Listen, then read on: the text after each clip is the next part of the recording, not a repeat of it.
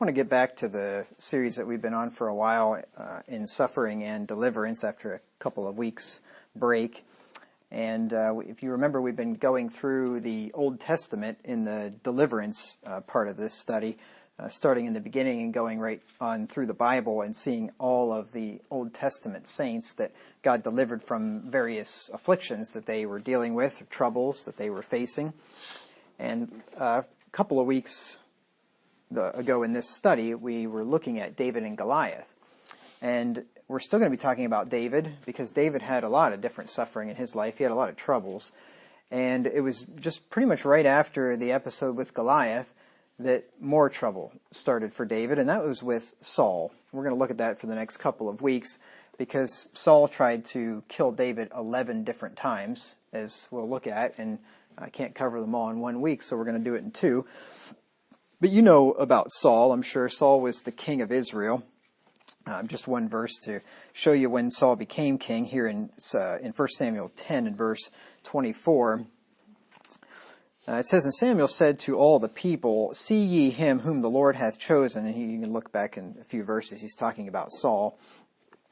"That there is none like him among all the people." And it's true, he was literally head and shoulders above the crowd. He was far taller than the rest of them, as it says there in the previous verse. "And all the people shouted and said, God save the king." So it's interesting that they were all about Saul when Saul was ordained king. But it didn't take long for their affections to turn to somebody else that was a little more impressive than Saul. And we'll see that, and we'll see that this caused Saul a lot of trouble and envy. If you turn over to 1 Samuel 18, verses 6 through 9, this is right after David had killed Goliath, and David started to go with Saul. Saul made him a commander, and he went out to war with him. And it says there in we'll just start with verse 5, 1 Samuel 18 and verse 5. It says, "And David went out whithersoever Saul sent him, and behaved himself wisely. And Saul set him over the men of war, and he was accepted in the sight of all the people, and also in the sight of Saul's servants." Which this is pretty impressive, really, because you remember David was only maybe 16, 17, maybe 18. He was a young kid at this time, and Saul set him over the military at this young age. But David was wise. See, a lot of people that would go right to their head, but not David. He behaved himself wisely. Well, then in verse 6 it says, "It came to pass, as they came, when David was returned from the slaughter of the Philistine," and I tend to think that that's referring to Goliath. It doesn't say the Philistines, it said the Philistine, referring to Goliath. So this is probably right after David had slew Goliath. Verse 5 was just talking about what is happening in general, but this appears to be going back right after the time when David had slew Goliath. It says there that the women came out of all cities of Israel, singing and dancing to meet King Saul with tabrets, with joy, and with instruments of music.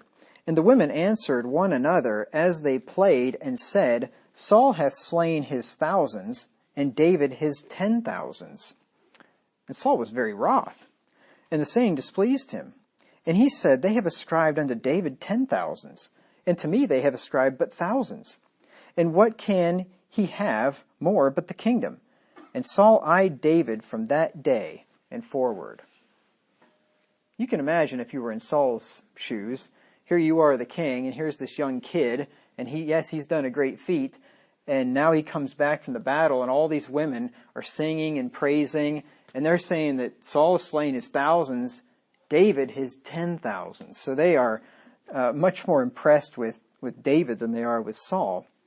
I was thinking about that this morning, and I just realized that how foolish this was of these women to do that.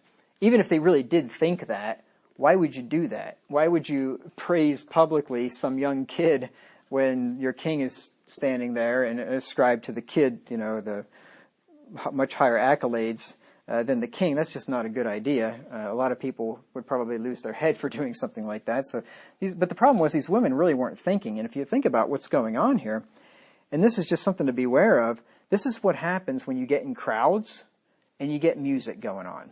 When you get into crowds with music, people lose their minds. People lose their minds at concerts. People lose their minds at parties. crowds, and music. And these women, it just rationality and logic goes right out the window, and they start saying, and this is, who knows if it was even true, that David had slain his 10,000s. David was just getting started here, so more than likely he had not slain more than Saul anyway, but this is what the women were saying. So just a little warning to you there. Beware of crowds, and beware of crowds with music, especially with rock music or, that kind of stuff. If you want to get together with a crowd and listen to classical music, chances are there's not going to be any riots. You start listening to rock and roll in a crowd, yeah, probably bad things are going to happen. So David was envied of Saul here. And I think anybody can probably understand why Saul would feel that way. Not that it was right, but he kept his eye on David from that point forward. That's pretty much all it took. And because of this envy, God sent an evil spirit into Saul. This is the danger with envy. It says in Proverbs that anger is cruel and wrath is cruel and anger is outrageous. But who can stand before envy? Envy is a really bad thing because envy is way worse than jealousy. Jealousy, you might want something that somebody has. Envy, you hate somebody for what they have that you don't have. There's a big difference. And so envy is a very dangerous thing. And God, look at the judgment here that God gave Saul for this envy. Verse 10. And it came to pass on the morrow that the evil spirit from God came upon Saul, and he prophesied in the midst of the house, and David played with his hand, as at other times, and there was a javelin in Saul's hand. It's a dangerous man that's possessed of the devil and has a weapon in his hand. He's got the javelin. He's possessed of an evil spirit from the Lord. And you say, well, how can the Lord send an evil spirit? Was it... No, this isn't a section of the outline that's coming that I was just working on this week. I was thinking I already preached it and I didn't. But you will remember Micaiah and Ahab. Ahab and Jehoshaphat wanted to go up to war with Ramoth Gilead. Ahab did, and he got Jehoshaphat to go with him. Jehoshaphat wants to get some counsel from the prophets. And these 400 prophets come out and tell him to go ahead. The Lord will deliver him into your hand. If you don't remember the story, we'll get to it here in a few weeks. But anyway, what was going on there, as Micaiah explained, is that the Lord wanted to deceive Ahab. And he says, how am I going to deceive him? And this evil spirit says, I'll be a lying spirit in the mouth of his prophets. I'll deceive him for you. And the Lord said, go ahead. So the Lord can send a evil spirit to torment somebody, even one of his own children. And I believe that Saul was, because it says the Lord gave him another heart in another place. But the Lord can use an evil spirit, can allow an evil spirit to go and torment people, even his own children, if they have sin in their hearts, and God wants to punish them by way of that evil spirit. And this is what happened here with Saul.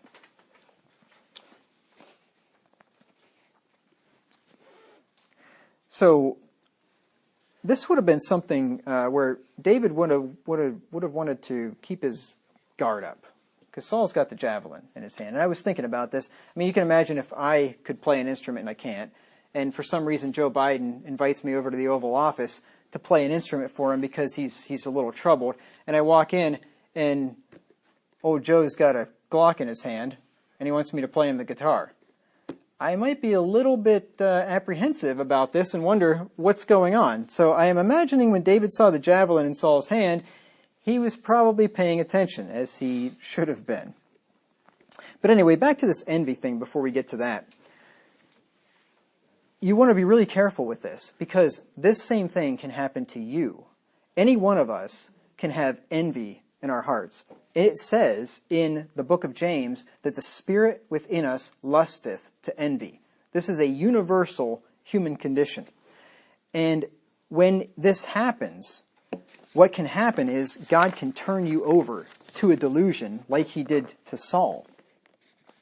If we let envy or pride or bitterness or resentment or something like that, some heart sin like that, if we let it build up within us, God will turn us over to a delusion and cause us to lose our minds and turn on our brethren.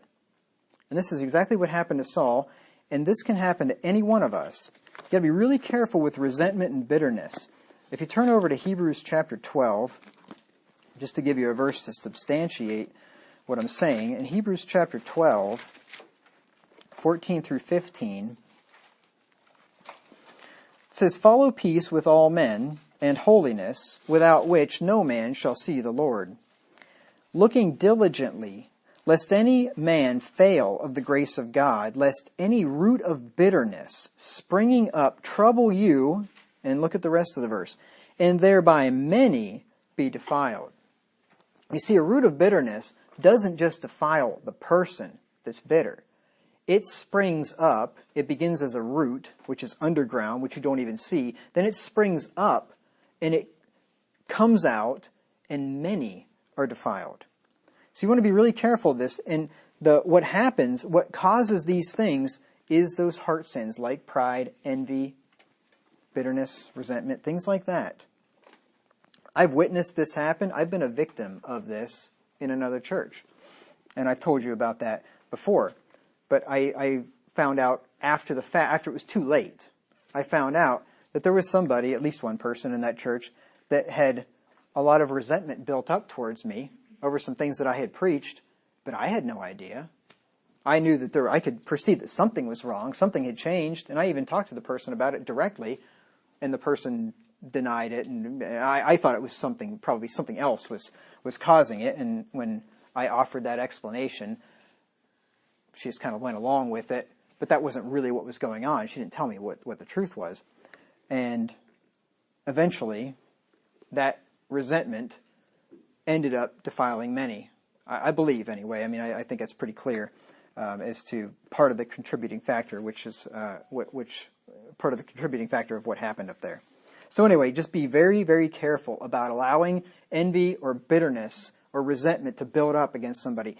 If that happens, you need to do one of two things.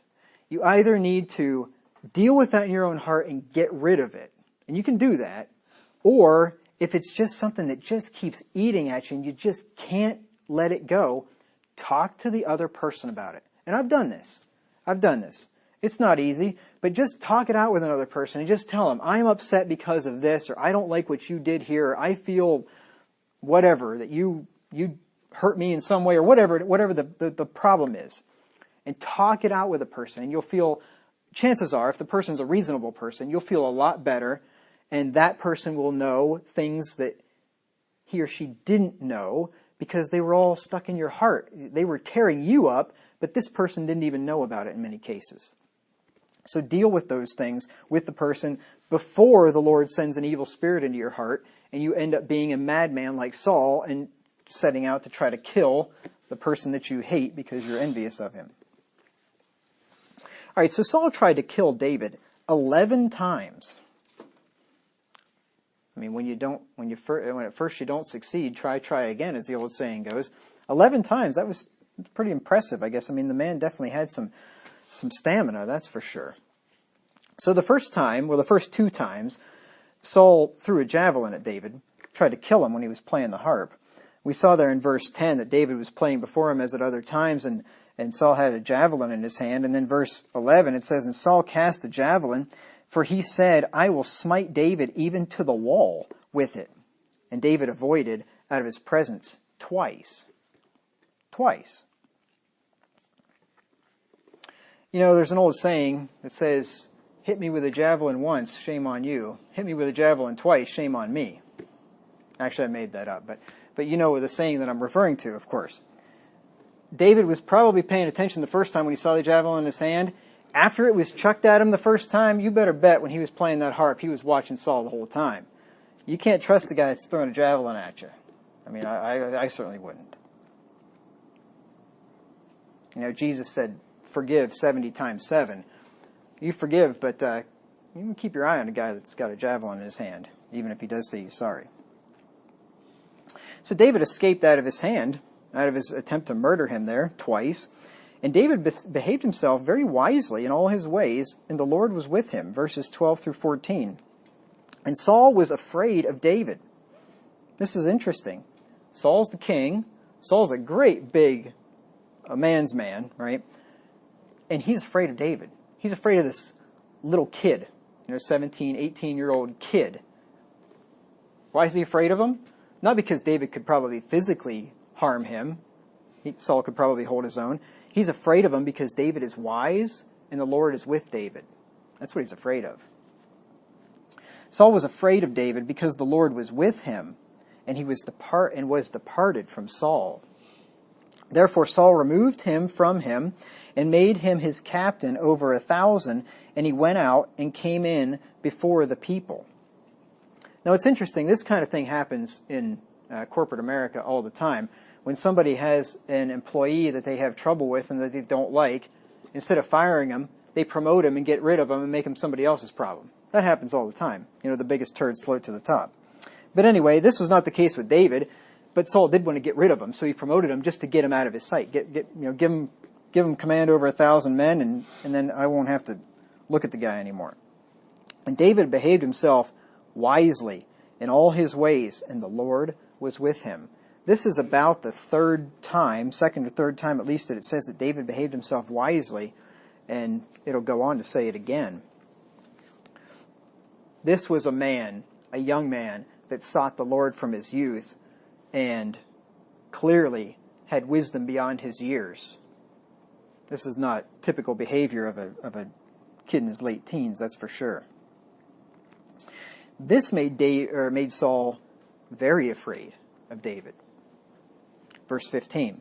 Wherefore when Saul saw that he behaved himself very wisely, he was afraid of him. See, the more David is persecuted, the more wisely he behaves. Because you got to do that. When somebody is eyeing you, and when they've got their eye on you, you better behave very wisely. Because they're watching. Just like they watched the Lord Jesus Christ. They watched him, it said. They waited and tried to catch something out of his mouth. You got to be really careful when you have enemies. Watch what you say. Watch what you do, because they're paying very close attention. But this made Saul even more afraid. You see, wicked men are not afraid of fools, but they're afraid of the wise. You don't need to be afraid of a fool. A fool will destroy himself. A fool will make a dumb decision and mess it up for himself. But a wise man, you got to be afraid of, especially if you're a wicked man and the Lord's with that wise man. So Saul's first 2 attempts to kill David were unsuccessful. Then he tries a third time. He tried to set David up to be killed by the Philistines. He devised this scheme where he would give his daughter, her name was Merab, give his daughter to David for a wife on the condition that he would go fight for him and hopefully the Philistines would kill him. This wasn't a bad idea, because if there's one thing that young men like, it's women, and you offer him your daughter and say, all you have to do is just go fight the Philistines for me. Young men are valiant, they're strong. He'll go out there and fight, and chances are he'll die. Kind of like what David did later to Uriah. You remember Uriah? To get rid of Uriah, he sent him up to the front line and then withdrew from him so that the enemy would kill him and it would look like it was, it just happened. It was just bad fortune, but of course it was intentional. So this was Saul's scheme. 1 Samuel 18, verses 17 and 18. And Saul said to David, Behold my elder daughter Merab, her will I give thee to wife, only be thou valiant for me, and fight the Lord's battles. For Saul said, Let not mine hand be upon him, but let the hand of the Philistines be upon him. Saul doesn't want to kill him. Apparently he's had a change of heart because he just tried with the javelins. But he doesn't want to kill him. He doesn't want to make it too obvious. He wants the Philistines to kill him. And of course he does so under a guise of piousness, doesn't he? Look at what he says there. He says, Go fight the Lord's battles. He wants David to think he's doing the Lord's work here when he's really doing Saul's work, which is really a work that's trying to kill David. A lot of wicked people use the Lord's name in vain to try to convince people to do things they want them to do.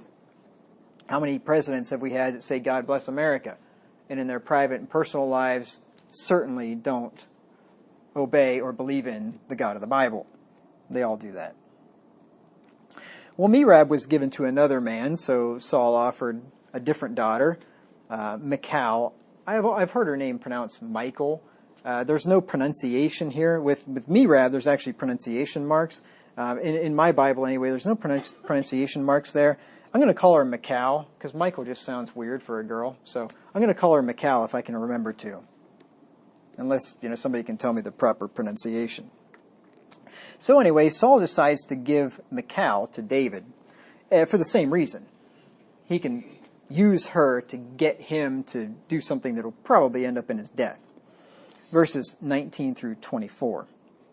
But it came to pass, at the time when Merab, Saul's daughter, should have been given to David, that she was given to Adriel, the Meholalite, to wife. And Michal, Saul's daughter, loved David. And they told Saul, and the thing pleased him. And Saul said, I will give her him, that she may be a snare to him, and that the hand of the Philistines may be against him. Wherefore Saul said to David, Thou shalt this day be my son-in-law in the one of the twain. And Saul commanded his servants, saying, Commune with David secretly, and say, Behold, the king hath delight in thee, and all his servants love thee. Now therefore be the king's son-in-law.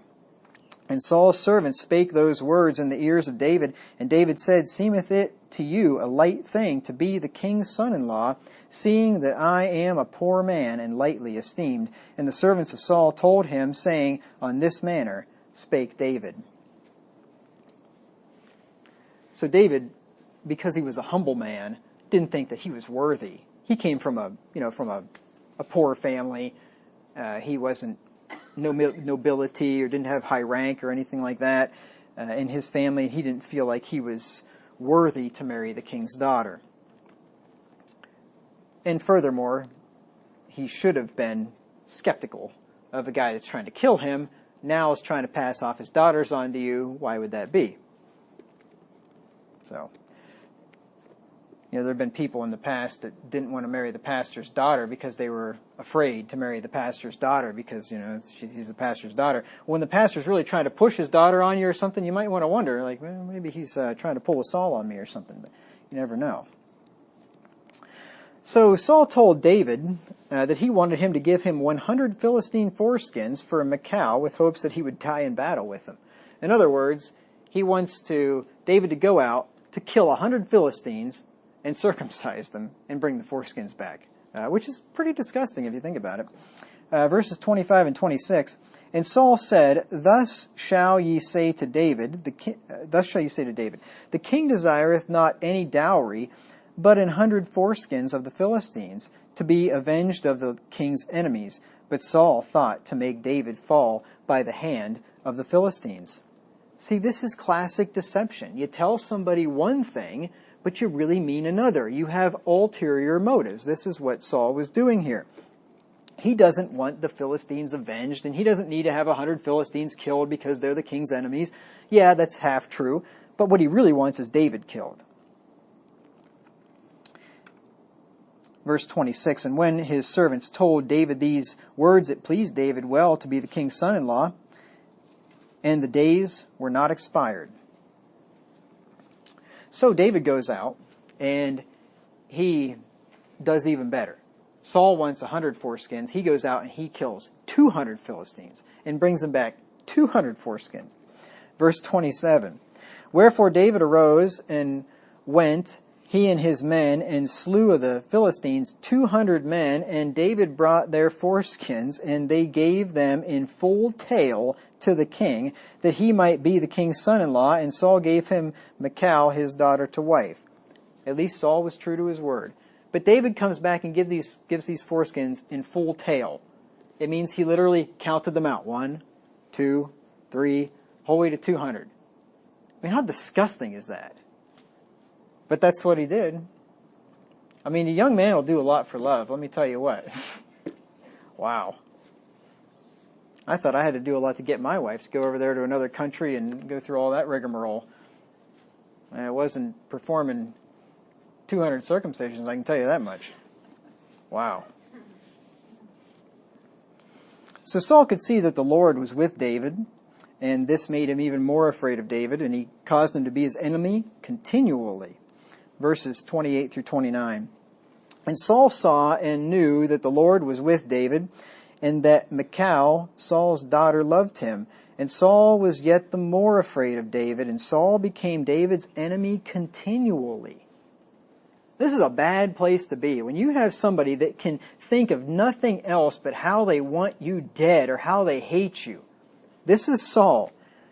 All Saul could think about was how he was going to get rid of David. He was his enemy continually. But remember, he didn't act like his enemy. David probably perceived it, but it wasn't openly apparent. Probably nobody else realized that Saul hated David. So because of this, David behaved himself more wisely than all the servants of Saul. Verse 30, then the princes of the Philistines went forth, and it came to pass after they went forth that David behaved himself more wisely than all the servants of Saul, so that his name was much set by. You see, when you're dealing with enemies, you must behave very wisely, as I said before.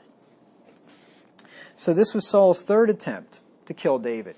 This time kind of in a roundabout way, hoping that he would end up dying in battle. But that didn't work, so he tries a fourth time to kill David. He tries to talk his son Jonathan and his servants into killing David. In chapter 19, in verse 1, it says, and Saul spake to Jonathan his son and to all his servants that they should kill David. See, now it's starting to come out. Right before, as far as I can tell, it's all in Saul's heart. Saul wants to kill him. Saul throws a javelin at him twice. Saul comes up with a scheme to give him one daughter so he'll die. That doesn't work out. He gives him another daughter, tells him to go get 100 Philistines. It's all kept inside, but now it comes out. Now he just straight up asks his son and his servants to kill David. Well, Jonathan loved David, and therefore he told him to hide himself while he went and tried to persuade Saul not to kill him. Verses 2 through 3. But Jonathan, Saul's son, delighted much in David. There's another place where it says that David said that his love toward Jonathan was like the love of women, or greater than the love of women. He loved him as a friend. These two were as close of friends as you could get. He loved him like his own soul, it says in another place. But Jonathan, Saul's son, delighted much in David. And Jonathan told David, saying, Saul my father seeketh to kill thee. Now therefore I pray thee, take heed to thyself until the morning, and abide in a secret place, and hide thyself. And I will go out and stand beside my father in the field where thou art, and I will commune with my father of thee, and what I see, that I will tell thee. Now this is commendable, because in Jonathan's case, blood doesn't run thicker than water. You know, with most people, blood runs thicker than water.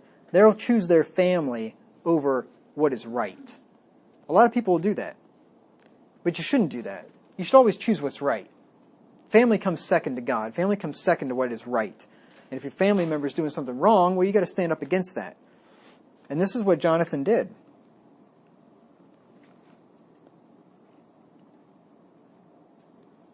Jonathan reasoned with Saul, and he dissuaded him from killing David. So at this point, even though Saul's possessed of an evil spirit, and Saul is David's enemy continually, and he's mad. And I mean mad in the sense of crazy. Like he's lost his mind, but he's not far enough gone yet that he can't be reasoned with.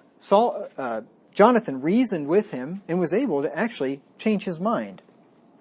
1 Samuel 19, verses 4 through 6. And Jonathan spake good of David unto Saul his father, and said unto him, Let not the king sin against his servant, against David, because he hath not sinned against thee, and because his words have been to thee ward very good. For he did put his life in his hand, and slew the Philistine. And the Lord wrought a great salvation for all Israel. Thou sawest it, and didst rejoice. Wherefore then wilt thou sin against innocent blood, and slay David without a cause? Verse 6, And Saul hearkened unto the voice of Jonathan, and Saul sware, As the Lord liveth, he shall not be slain. Now Saul broke that oath that he made there. It's like Pharaoh, when Pharaoh said numerous times he'd let the people go, and then he changes his mind. Well, same thing happened with Saul. But Jonathan is reasoning with Saul here, and he reasons with him that, hey, David hasn't sinned against you. Why are you going to sin against him? Why would you do this to him? You know, it says there in Proverbs 3 and verse 30 that we are to strive not with a man without cause if he have done thee no harm. Why would you start a fight with somebody that hasn't done anything to you? What Jonathan doesn't realize is that Saul has been offended by David. He's envious of David because the women are more impressed with David than they are with Saul. But that's not a reason to kill him. Jonathan doesn't probably understand why Saul's trying to kill him. And here's another one, just at the end of verse 5, just another point that you might want to keep in the back of your mind. He says, "Wherefore then wilt thou sin against innocent blood to slay David without a cause?" Remember what it says there in what Jesus said in Matthew chapter 5. He said, "He that is angry with his brother without a cause is in danger of the judgment." Well, without a cause is clearly without a just cause. Because Saul had a cause. His cause was his envy. Well, that's not a just cause. That's not a good cause. He wanted to slay him without a good cause. And that's what Jesus is saying there too. If you're angry if you're angry against your brother without a just cause, you're in danger of the judgment. Because Jesus himself was angry with his brethren the Jews, but with a just cause, of course. So David was again able to be in Saul's presence in peace, and he escaped death. Again, verse 7. "And Jonathan called David, and Jonathan showed him all those things. And Jonathan brought David to Saul, and he was in his presence as in times past." So things are back to normal for a while.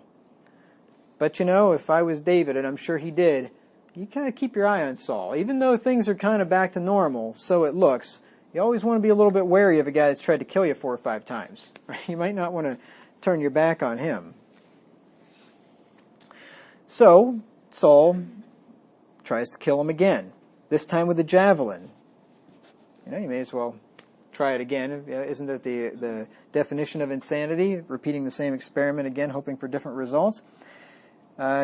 David went out to war with the Philistines, and he slew them in a great slaughter there in verse 8.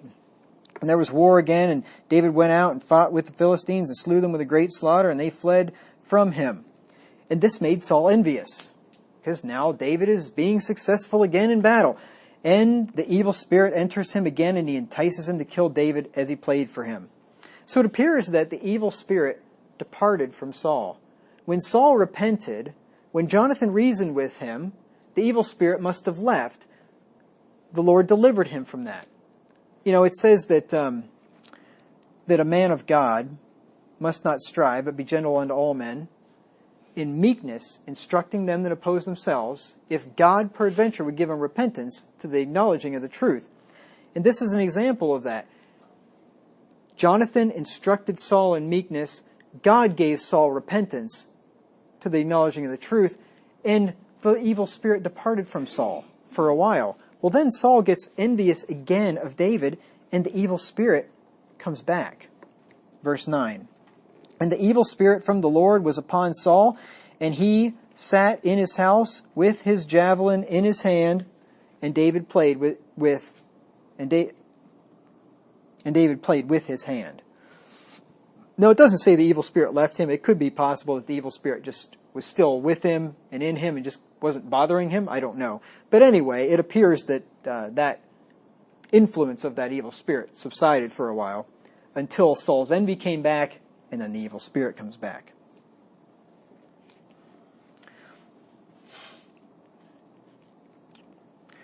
So David ends up dodging this javelin, and he flees from Saul and escapes. Verse 10. "And Saul sought to smite David even to the wall with the javelin, but he slipped away out of Saul's presence, and he smote the javelin into the wall, and David fled and escaped that night." Saul was keeping his maintenance guy busy with all these holes in the wall from this javelin. So that one was unsuccessful. So Saul tries another way. He sends messengers to David's house to watch him and kill him. Figures if he can't do it, he'll get somebody else to do it. Set a watch there, set up kind of some surveillance, wait for him to come in for the opportune time, take him out. Well, David's wife, Michal, warned him of this conspiracy, and she let him down through a window, and he escaped. 1 Samuel 19, verses 11 and 12. Saul also sent messengers unto David's house to watch him and to slay him in the morning. And Michal, David's wife, told him, saying, "If thou save not thy life tonight, tomorrow thou shalt be slain." So Michal let David down through a window, and he went and fled and escaped. Once again, Michal, like her brother Jonathan was esteeming water thicker than blood. That was her husband, after all, but she was going against the will of her father, the king, to save her husband and an innocent man. So Michal puts this image under the covers in David's bed, and she makes it look like he's sick and he's lying in bed to deceive the men. This is pretty clever. Verses 13 through 17.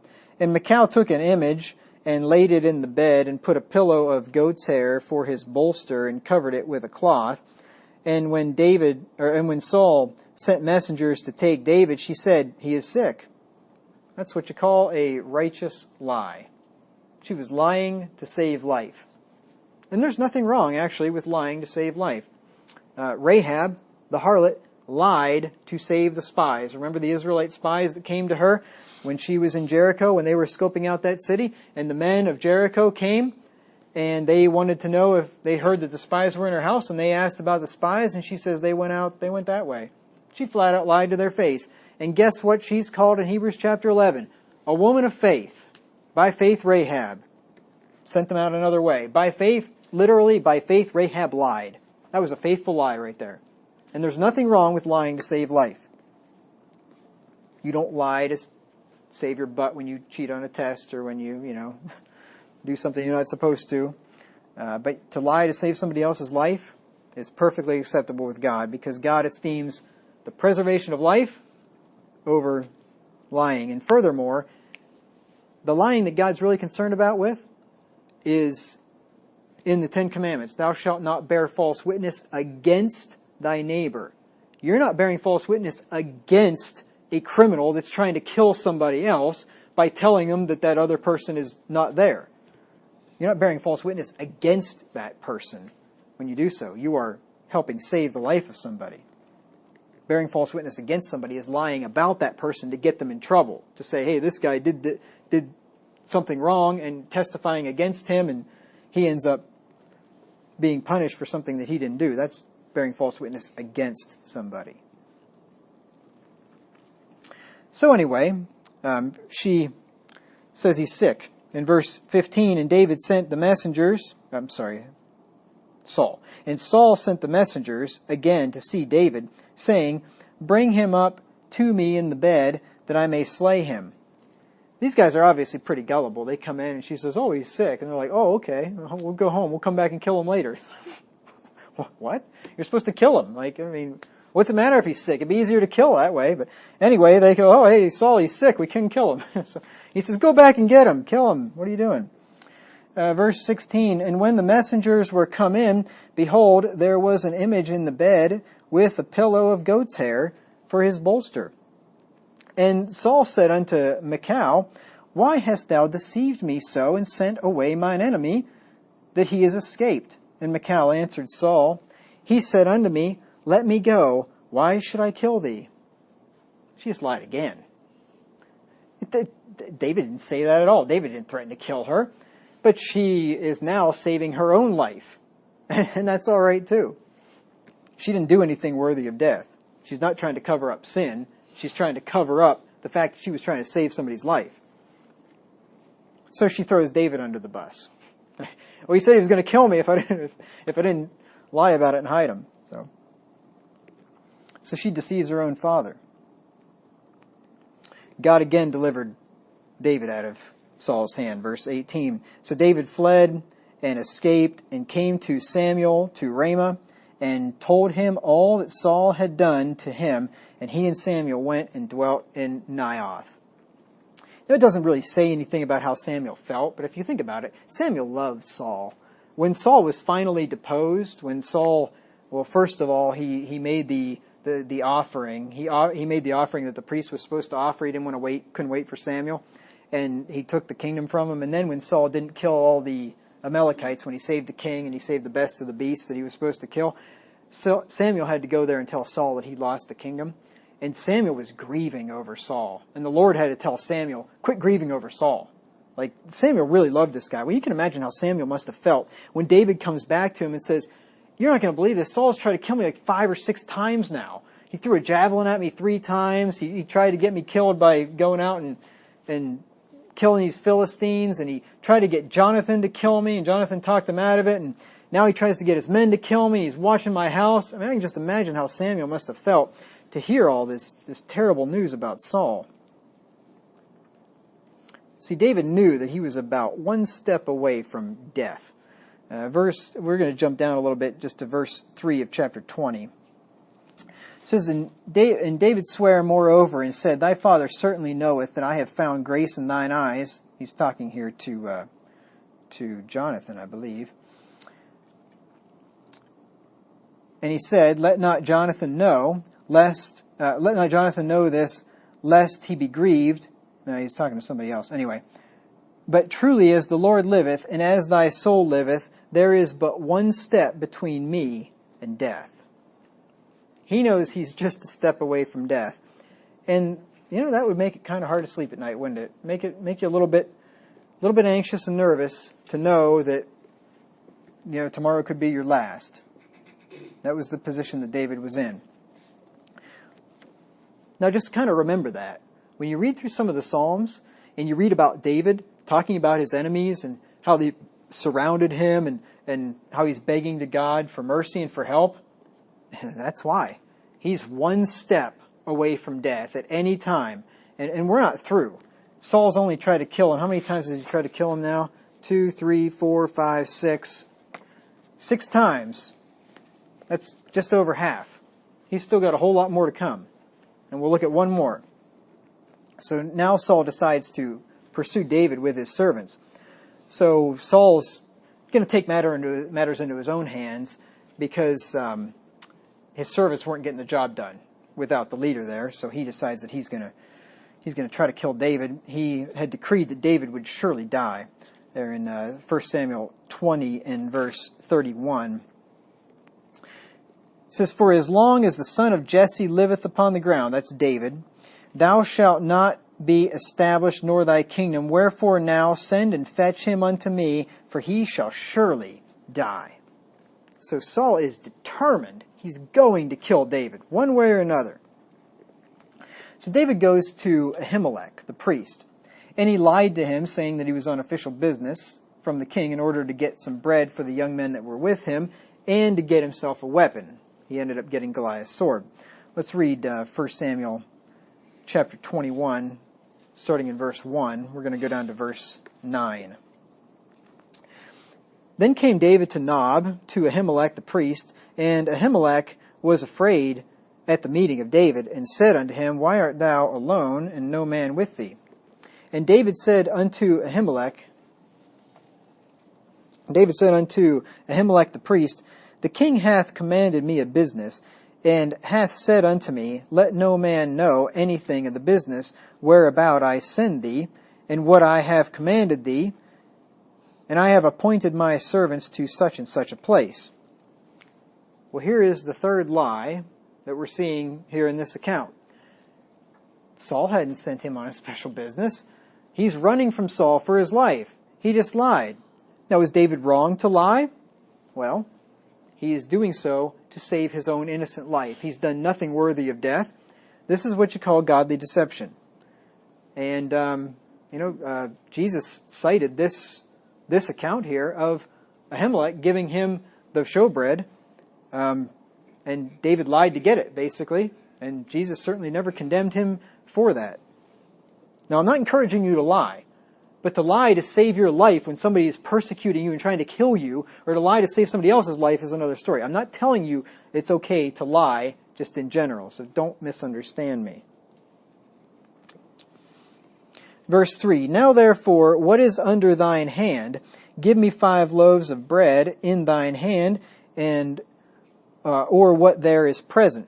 And the priest answered David and said, There is no common bread under mine hand, but there is hallowed bread, if the men have kept themselves, at least from women. Apparently, at first, he thought that David was by himself, because he says, Why are you here alone? And now he talks about the men that are with David, so obviously David must have showed him that he had some other young men with him, apparently, told him. So he says that he doesn't have any common bread, like just bread there for eating. He's got the hallowed bread, the showbread that was consecrated for the Lord's use. And he says, I can share it with you, although it was against the law to do that. Nobody was supposed to eat that bread but the priest. But, once again, the preservation of human life trumps some of the other lower laws of God. God had a law that said only the priest could eat the showbread, but God also has a law that says human life is to be maintained and held in high esteem. So this was acceptable. And Jesus quoted this very passage, saying that it was not lawful for the priest to give him the bread, but it was okay for him to do that in this case, to save life. Just like it was okay for Jesus to heal on the Sabbath. When you're not technically supposed to do any work on the Sabbath, Jesus uses this as an example to show that it was okay for him to heal on the Sabbath, because to heal and to save life trumps the Sabbath law. You see, God's laws are set up in a hierarchy. Some of them are more important in God's estimation than others. And David answered the priest and said unto him, Of a truth, women have been kept from us about these 3 days since I came out, and the vessels of the young men are holy, and the bread is in a manner common, yea, though it were sanctified this day in the vessel. So the priest gave him hallowed bread, for there was no bread there but the showbread that was taken from before the Lord, to put hot bread in the day when it was taken away. Now a certain man of the servants of Saul was there that day, detained before the Lord, and his name was Doeg, an Edomite, the chiefest of the herdmen that belonged to Saul. Let me tell you what, just simply a guy that's named Doeg should put your antenna up. You hear a guy named Doeg, that just sounds like a bad name to me. This guy is no good, and we're going to see that later on in this story.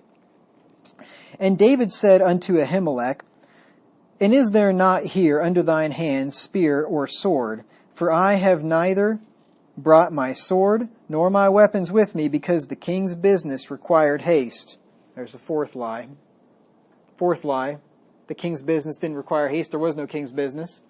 He didn't have a sword or spear with him because he just wasn't able to get one before he fled from the king. But once again, he was okay because he's trying to preserve his life.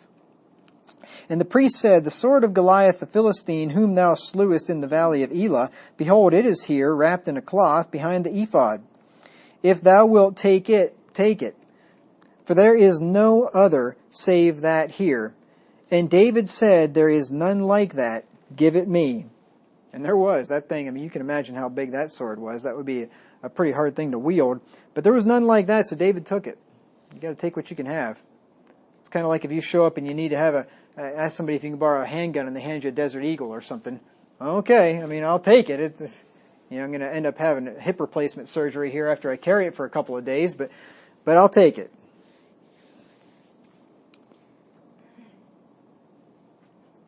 Now, this is a side note, and you'll understand why I say this here in a few minutes when we get through this passage. That priest should have had more than one sword in the temple, or wherever I don't know if it was the actual temple, but wherever he was anyway, he should have had more than one sword. Because what happened was, old Doeg comes back and ends up killing all the priests but one. One escapes. They didn't have any weapons to defend themselves. So yeah, good idea to have some guns in the church assembly just in case, right? You don't want it to happen to you like what happened to Ahimelech there. So David next goes to Achish, king of Gath, to find refuge, but the men recognized him. This made David afraid, so he feigns himself a madman in order to be delivered out of the hand of Achish. Verses 10 through 15. And David arose and fled that day for fear of Saul, and went to Achish, the king of Gath. And the servants of Achish said unto him, Is not this David the king of the land? Interesting. He's not yet the king, but they consider him the king. I guess it's because he's got such a reputation that maybe they thought that he was. Did they not sing one to another of him in dances, saying, Saul hath slain his thousands, and David his 10,000s? Boy, isn't it interesting how word gets around. I mean, even the dances and the singing of these women, that really made its way around the area there. And David laid up these words in his heart, and was sore afraid of Achish, the king of Gath. And he changed his behavior before them, and feigned himself mad in their hands, and scrabbled on the doors of the gate, and let his spittle fall down upon his beard. Then said Achish unto his servants, Lo, ye see the man is mad. Wherefore then have ye brought him to me? Have I need of madmen, that ye have brought this fellow to play the madman in my presence? Shall this fellow come into my house? Now this was another episode of godly deception. David makes himself look crazy. I mean, I'm not going to reenact it for you because that'd be disgusting, but he was like spitting on himself, like spit's running down his beard, and he's slobbering on himself, and he's scrabbling on the doors, and he's acting like he's crazy. And the king says, well, I don't need that around here. So apparently David was a pretty good actor, because he really thought he was crazy. Thought he got out of the insane asylum. So once again, that was an act of deception, but godly deception. David wasn't censured for that. It was pretty clever, really.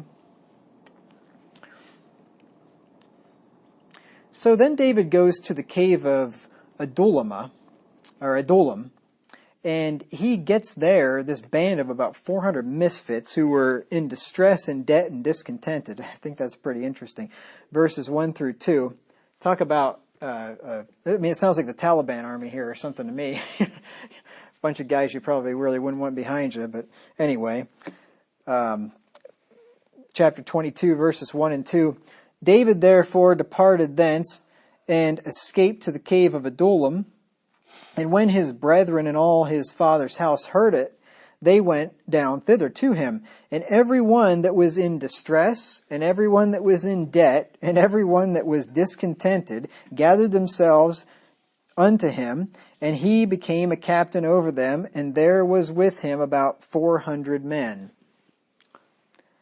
And actually, and I'm not disparaging soldiers, but I was in the military, and I think a lot of you know that a lot of times the people that join the military do so because they're in distress. They don't know what else to do, right? There's something bad's happened in their life. They're in debt. They probably need a stable job, and they're discontented because they don't like the way their life is going. Now, some people do so for noble reasons, of course, but I met plenty of them that were there for those three reasons, or in my case, college money. I was quite the patriot, wasn't I? But anyway, so he gets these guys, these 400 behind him. Interestingly enough, they were pretty loyal to him, even though they were kind of a shady bunch. And these include actually his brethren in his father's house, which is interesting because when he went to the battle, remember when they were fighting against Goliath? And he went out there to bring them food, and his brothers were upset that they accused him of just coming out here and wanting to see the battle. He just wanted some excitement. And they disparaged him. But now they're following him. Now they're with him. I think that's kind of interesting. So David went to Mizpah of Moab until the prophet told him to go down to Judah. Verses 3 through 5. And David went thence to Mizpah. That is Mizpah. There's a bar over the E. To Mizpah of Moab, and he said unto the king of Moab, Let my father and my mother, I pray thee, come forth and be with you, till I know what God will do for me. So his father and his mother and his brethren are all following him. And he brought them before the king of Moab, and they dwelt with him all the while that David was in the hold. Now it could be, it doesn't say this, I'm not aware of it anyway, but it could be that his parents and his brethren followed him because Saul is coming this way, and they don't want to be collateral damage, possibly, by being the family of David, and Saul's upset, so maybe just go with him. You'd be safer that way. I'm just speculating. I don't really know. Verse 5, And the prophet Gad said unto David, Abide not in the hold, depart, and get thee into the land of Judah. Then David departed and came to the forest of Hereth. So he's on the run. So when Saul heard that David was in Judah, he pursued after him with his servants, verses 6 through 8. When Saul heard that David was discovered, and the men that were with him, now Saul abode in Gibeah under a tree in Ramah, having his spear in his hand, and all his servants were standing about him. Then Saul said unto his servants that stood about him, Hear now, ye Benjamites, will the son of Jesse give every one of you fields and vineyards, and make you all captains of thousands and captains of hundreds? Is David going to give you fields? Is David going to give you land? Is he going to make you captains in the army? What's David have to give to you? I can give you all this stuff. I'm the king. You can have fields. You can have vineyards. I'll make you captains in the military. You don't want to follow David. You want to follow me. That all of you have conspired against me, and that there is none that showeth me that my son hath made a league with the son of Jesse, and there is none of you that is sorry for me, or showeth unto me that my son hath stirred up my servant against me to lie in wait as at this day. So he's getting his servants riled up to go with him to pursue after David. So then Saul finds out that Ahimelech, the priest, had helped David, and he commanded Doeg to slay the priests. And this is a really sad thing. Verses 17 through 19. We're going to jump down a little bit here. And the king said unto the footmen that stood about him, Turn and slay the priests of the Lord, because their hand also is with David, and because they knew when he fled and did not show it to me. But the servants of the king would not put forth their hand to fall upon the priests of the Lord. Now you think about this. The priests didn't know that David was on the run from Saul. Right? David told them that he was on official business, and they gave him food and they gave him the sword. They didn't know that. Not to mention Saul had no business killing them anyway. That was just wicked. But you think about it, these guys didn't do anything to deserve that. And yet sometimes God allows bad things to happen to good people. John the Baptist got his head cut off because he condemned King Herod for taking his brother's wife. John didn't do anything wrong. Sometimes these things happen. Herod killed James with the sword for no apparent reason. James didn't do anything. These priests ended up getting killed for no reason. This just shows you how insane Saul was as well. He is willing to kill the priests of the Lord because they sided with David, or because he thought they sided with David. He's just willing to murder them. This just shows you what envy will do to you. It will make you crazy to the point that you would do reprehensible things that you couldn't imagine that you would do. Verse 18, And the king said to Doeg, remember Doeg, he was the guy that was standing by there when David was talking to Ahimelech the priest, and Doeg was observing all this.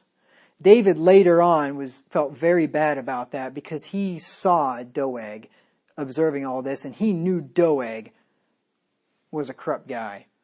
And he didn't do anything, and he later felt bad about it and wished he would have. But hindsight's always 20/20, as they say. And the king, verse 18, And the king said to Doeg, Turn thou. See, the servants, his servants won't do it. They have enough sense not to kill the priest. So he turns to Doeg. Turn thou and fall upon the priest. And Doeg the Edomite turned, and he fell upon the priest, and fell on and slew on that day 85 persons that did wear a linen ephod. 85 priests he killed. What a horrible thing. Verse 19, And Nob, the city of the priests, smote he with the edge of the sword both men and women, children and sucklings, that's little babies, and oxen and asses and sheep with the edge of the sword.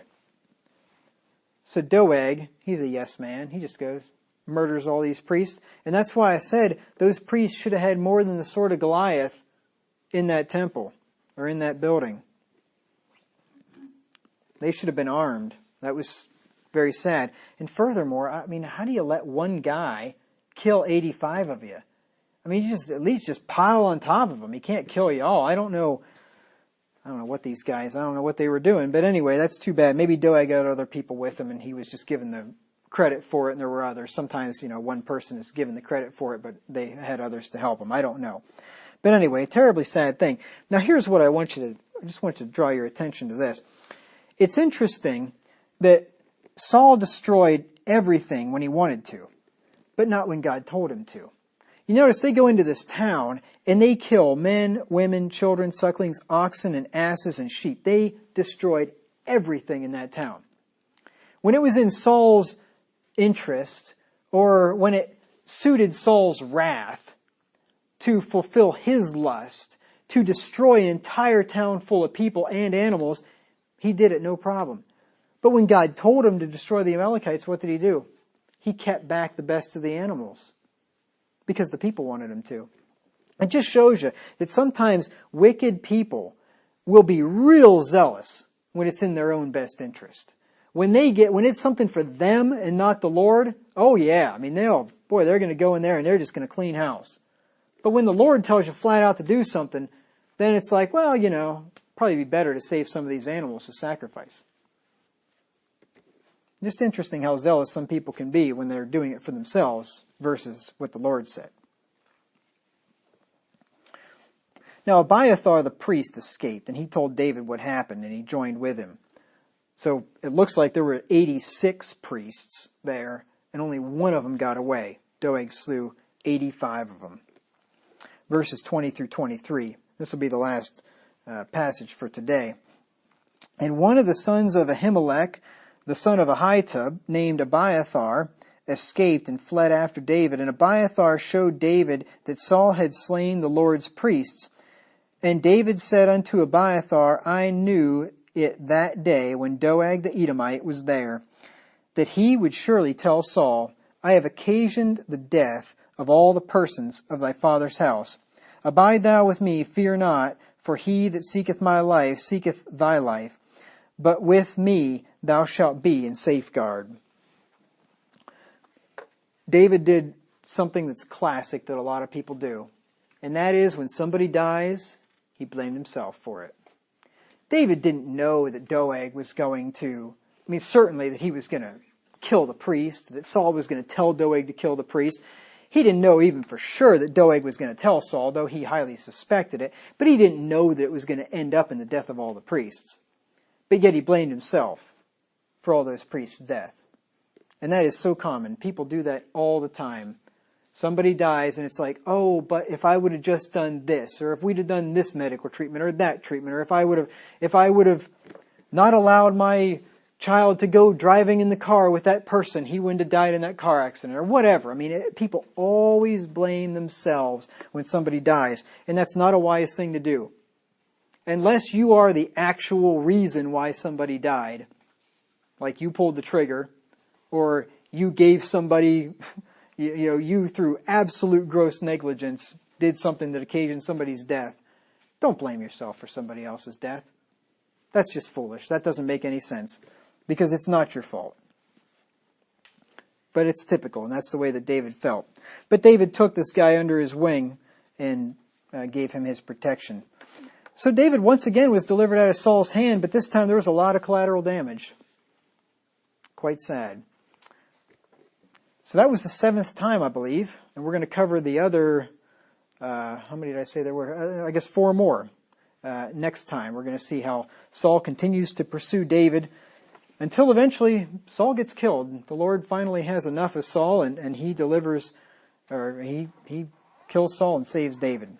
And then once we get to the end of this section, then we're going to go back through and I'm going to give you the lessons learned. I'm going to point out a bunch of things that we can take home from all of these 11 times when the Lord delivered David out of Saul's hand. Just a quick note at the end of the sermon. The most important thing a believer in Jesus Christ can do is to be a member of one of God's true churches. If you're not already a member of one, go to pastorwagner.com/churches to see if there is a true church or other believers of like faith near you. That's pastorwagner.com/churches.